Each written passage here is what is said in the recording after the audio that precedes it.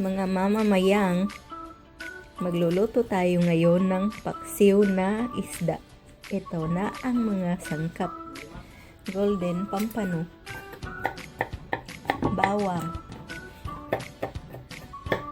luya na parang dinurog-durog, sibuyas at saka green bell pepper. So ayan na mga mamamayang, tingnan nyo lang ang mga sangkap. At pag nagluto kayo, gayahin nyo na lang. Ayan na. Ilagay ang mga sangkap sa isda na golden pampano. Kung anong klase ng isda ang inyong lulutuin ng napaksiw, dyan nyo ilagay ang mga ingredients niya. Lagyan ng asin. Yan, asinan nyo. Ganyan karaming asin. Tapos lagyan nyo ng suka. Apple cider vinegar ang gamit namin. Yan Bragg, organic siya. Tsaka raw unfiltered. Ayan na. Ibuhos na ng ating dakilang katulong ang suka sa nilalagyan ng isda. Yan.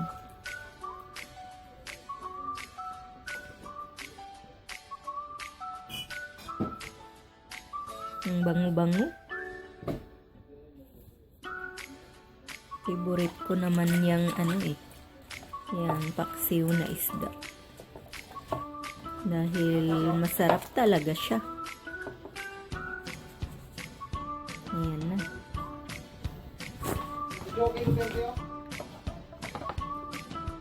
Ilagay sa kawali ang isda.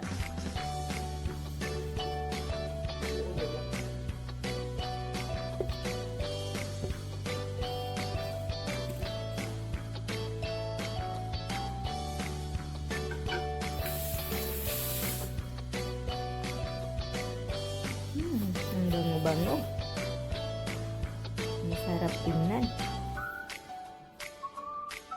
Yan na. Isalin na sa apoy ang paksiw natin na isda. Pagkatapos ay tatakpan. Asa na ba yung takip? Tatakpan siya kasi hihintayin nyo na lang na maluto siya. Ito na mga kaibigan, ganito na ang itsura ng ating paksiw nang kumulo na siya. Ganyan. At malapit nang maluto ang ating paksiw. Ang bango-bango na.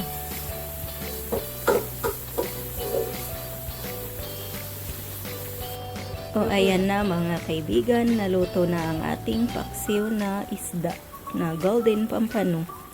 Sana magustuhan nyo ang ating recipe. Mag-like sana kayo at mag-subscribe. Ito po ang inyong ate Mayang na nagsasabi, masarap. Pero pwede pa ninyong patuyuin ito kasi marami pang sabaw. Mamaya ko na lang papatayin pero luto na talaga siya. Salamat po.